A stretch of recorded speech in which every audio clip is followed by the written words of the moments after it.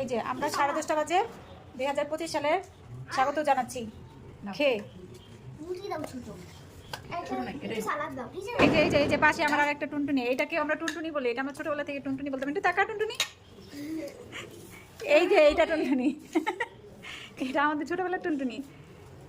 এটা আমার ছোট মেয়ে, এটা আমার টুনটুনির ছোট মেয়ে টুনটুনি। তারপরে এটা এই যে সে অন্যদিকে আর খেয়াল নাই, সে এখন খাওয়ার ইয়েতে আছে। এটা হলো আমার বড় টুনটুনি। আর এই যে ওটা হলো আমার সবচেয়ে বড় টুনটুনি, আমার বড় বোনের মেয়ে।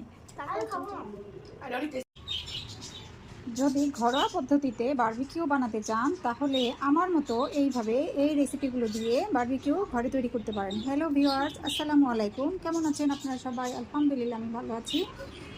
আজকে আমি বাচ্চাদের জন্য বারবিকিউ বানাবো। এখন হঠাৎ করে বাচ্চারা বলতেছে আজকে তারা খাবে, এখন কি করব? এখন আমি বারবিকিউর জন্য প্রস্তুত করে নিচ্ছি। কী কী উপকরণ নিয়েছি এখানে আমি দেখাচ্ছি।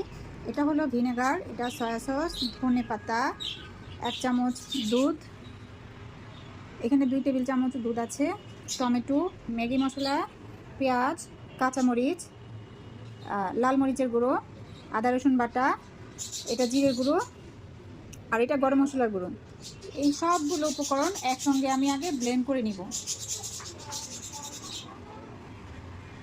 মাংস নিয়েছি একটা মুরগি, প্রায় 2 কেজির মতো মাংস আছে এখানে। আর মাংসগুলো আমি কাঁটা চামচ দিয়ে একদম খোঁচা খোঁচা করে ছিদ্র করে দিছি, যাতে লবণ মশলা যা কিছু আছে সব রকম মশলা যেন এটার ভিতর ঢুকে। তারপর এখানে দিয়ে দিব স্বাদ মতো লবণ,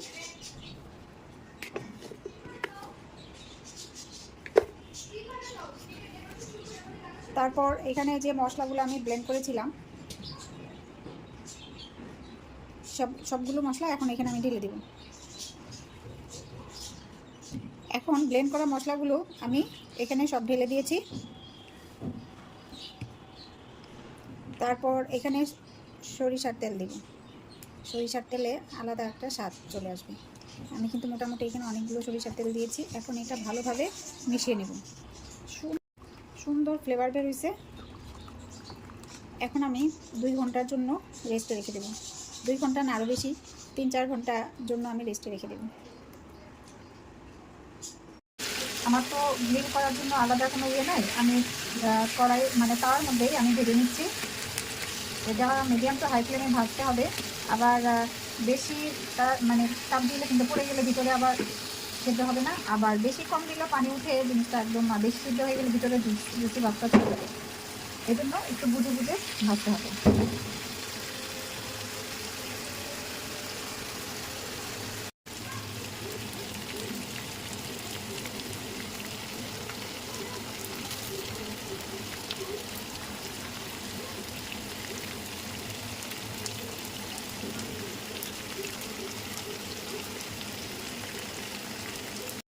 এই যে একদম পুরা করে ভেজেছি।